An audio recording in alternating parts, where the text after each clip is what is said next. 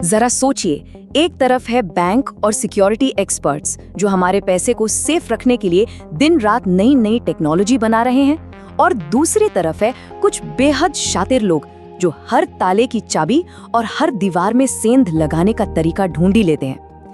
ये एक कभी न खत्म होने वाली जंग है।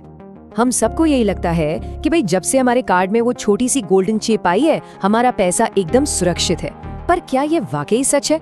चलिए आज इस हाईटेक चोर पुलिस के खेल को जरा और करीब से समझते हैं। तो कहानी की शुरुआत होती है उस पुरानी मैग्नेटिक स्ट्राइप से। हाँ, वही कार्ड के पीछे वाली काली पट्टी। दशकों तक ये अपराधियों का सबसे आसान और पसंदीदा निशाना हुआ करती थी, और उनका हथियार था स्किमिंग। होता ये था कि अपराधी एटीएम मशीन में या जहां हम कार्ड स्वाइप करते हैं, वहां एक छोटा सा डिवाइस फिट कर देते थे। ये डिवाइस इतना परफेक्टली फिट होता था कि लगता था मशीन का ही हिस्सा है, और जैसे ही कोई अपना कार्ड स्वाइप करता, बस उस काली पट्टी की सारी इंफॉर्मेशन कॉपी हो जाती थी। और ये कोई छोटी मोटी चोरी नहीं थी। सिर्फ अमेरिका की बात करें तो हर साल $1 अरब से ज्यादा का नुकसान हो रहा था। इस रकम से अंदाजा लगाया जा सकता है कि प्रॉब्लम कितनी बड़ी हो चुकी थी और हमें एक नए तगड़े सॉल्यूशन की जरूरत थी। देखिए, मैग्नेटिक स्ट्राइप की सबसे बड़ी दिक्कत ये थी कि उस पर जो डेटा था वो स्टैटिक था, मतलब वो कभी बदलता नहीं था। ये बिल्कुल वैसा ही है जैसे घर की चाबी। अगर किसी ने एक बार उसकी कॉपी बना ली तो वो उसे जब चाहे जितनी बार चाहे इस्तेमाल कर सकता है। तो इसी स्टैटिक डेटा वाली प्रॉब्लम को खत्म करने के लिए मार्केट में आया EMV चिप वाला कार्ड। इसे एक तरह से एक हाईटेक किला माना गया, एक ऐसा किला जिसे तोड़ना लगभग नामुमकिन था। इस नई टेक्नोलॉजी का असली जादू था इसका डायनेमिक डेटा। मतलब पुरानी काली पट्टी के बिल्कुल उलट ये चिप वाला कार्ड हर पेमेंट के लिए एक नया unique one time code generate करता था। ये एक ऐसी जादुई चाबी थी जो हर इस्तेमाल के बाद अपना शेप बदल लेती थी। अब बताइए, ऐसी चाबी को कोई कॉपी कैसे करेगा? और इसका नतीजा जबरदस्त था। स्किमिंग के मामले लगभग खत्म से हो गए। एक पल के लिए तो ऐसा लगा कि चलो भाई, कार्ड फ्रॉड की ये कहानी यहीं खत्म हुई। लेकिन चोर इतनी आसानी से हार कहाँ मानने वाले थे। और यहीं से कहानी में आता है असली ट्विस्ट। जब धोखेबाजों ने देखा कि वो किले का दरवाजा नहीं तोड़ पा रहे हैं, तो उन्होंने किले के अंदर घुसने का एक नया और भी ज्यादा शातिर तरीका निकाल लिया। ये बात बहुत ध्यान से समझने वाली है।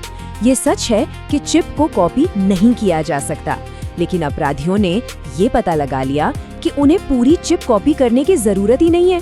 उन्हें बस उस छोटे से वक्त के लिए डेटा को इंटरसेप्ट करना है जब कार्ड और मशीन आपस में बात कर रहे हों। और इस काम के लिए उन्होंने बनाया शिमर। आप इसे स्किमर का एक बेहद पतला, छोटा और ज्यादा शातिर भाई समझ सकते हैं।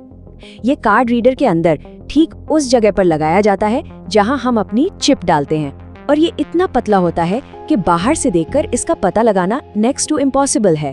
तो अब सवाल ये है कि इस चुराए हुए डेटा का होता क्या है? धोखेबाज बहुत चालाकी से उस डेटा को एक खाली कार्ड की मैग्नेटिक स्ट्राइप पर डाल देते हैं, और फिर इस नकली कार्ड को उन मशीनों पर इस्तेमाल करते हैं जहां आज भी बैकअप के तौर पर मैग्नेटिक स्ट्राइप से पेमेंट करने का ऑप्शन होता है। मतलब उन्होंने टेक्नोलॉजी की एक पुरानी आदत का फायदा उठाना सीख लिया। और खतरा सिर्फ शिमर तक ही सीमित नहीं है। अपराधी मैलवेयर से लेकर ट्रांजैक्शन को रिवर्स करने वाली ट्रिक्स तक, और यहाँ तक कि एटीएम के अंदर रास्पबेरी पाई जैसे छोटे कंप्यूटर लगाकर सीधे बैंक के नेटवर्क में सेंध लगाने जैसे खतरनाक काम भी कर रहे हैं। इन लगातार बढ़ते खतरों को देखकर एक नई सोच सामने आई कि जब सारी प्रॉब्लम इस प्लास्टिक के कार्ड से ही है, तो क्यों ना इस कार्ड को ही सिस्टम से हटा दिया जाए। और बस यहीं से शुरुआत हुई कार्डलेस क्रांति की। और ये कोई छोटा मोटा ट्रेंड नहीं है। कार्डलेस एटीएम का मार्केट बहुत तेजी से बढ़ रहा है। एक अनुमान के मुताबिक 2031 तक ये मार्केट लगभग $8.39 अरब का हो जाएगा। ये आंकड़े साफ साफ बता रहे हैं कि भविष्य इसी टेक्नोलॉजी का है। अच्छा, तो इस क्रांति के पीछे है क्या?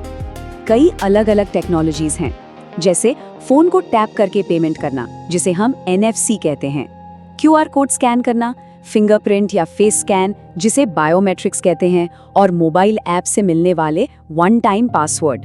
इन सभी टेक्नोलॉजीज का एक ही मकसद है पेमेंट करने वाले इंसान की पहचान को वेरीफाई करना, ना कि उसके हाथ में मौजूद एक प्लास्टिक के कार्ड को।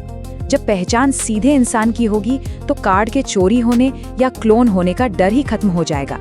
लेकिन कहानी अभी खत्म नहीं हुई है। जैसे ही बैंकों ने कार्ड को हटाकर मोबाइल को सिक्योरिटी का जरिया बनाया, धोखेबाजों ने भी अपना गेम बदल लिया।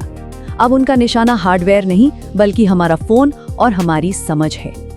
तो मिलिए इस कहानी के नए विलेन से। इसका नाम है क्विशिंग। ये फिशिंग का ही एक डिजिटल रूप है जिसमें चारा होता है एक QR कोड। बस एक स्कैन और लोग अनजाने में एक ऐसी नकली वेबसाइट पर पहुंच जाते हैं जो सिर्फ उनकी पर्सनल और फाइनेंशियल जानकारी चुराने के लिए ही बनी है। और ये कोई थ्योरी नहीं है, ये असल में हो रहा है। पार्किंग मीटर्स पर असली QR कोड के ऊपर नकली स्टिकर चिपकाए जा रहे हैं। ईमेल में जरूरी अपडेट के नाम पर फर्जी कोड आ रहे हैं और सरकारी योजनाओं या क्रिप्टो का लालच देकर लोगों को फंसाया जा रहा है। अब ये लड़ाई टेक्नोलॉजी की कम और साइकोलॉजी की ज्यादा हो गई है। अपराधी हमारी जिज्ञासा, हमारे भरोसे और नई टेक्नोलॉजी से मिलने वाली सुविधा का फायदा उठा रहे हैं। वो जानते हैं कि कन्वीनियंस के लिए एक QR कोड स्कैन करने से पहले हम ज्यादा सोच विचार नहीं करते। तो सवाल ये है कि ऐसे में खुद को सुरक्षित कैसे रखा जाए। कुछ बहुत ही आसान आदतें हैं। किसी भी मशीन को यूज करने से पहले उसे एक नज़र देख लीजिए कि सब कुछ ठीक ठाक है या नहीं। किसी भी अनजान QR कोड को स्कैन करने से बचिए। अपने सारे बैंक अकाउंट्स पर 2 फैक्टर ऑथेंटिकेशन हमेशा ऑन रखिए। और हाँ, समय समय पर अपने बैंक स्टेटमेंट्स पर भी एक नज़र जरूर डालिए। ये सारी बातें हमें आखिर में एक बहुत बड़े सवाल पर लाकर खड़ा कर देती हैं। सिक्योरिटी और फ्रॉड के बीच इस कभी ना खत्म होने वाले चूहे बिल्ली के खेल में असल में जीत कौन रहा है? क्या इसमें कोई जीत भी रहा है या ये एक ऐसी दौड़ है जो हमेशा हमेशा चलती ही रहेगी? सोचिएगा जरूर।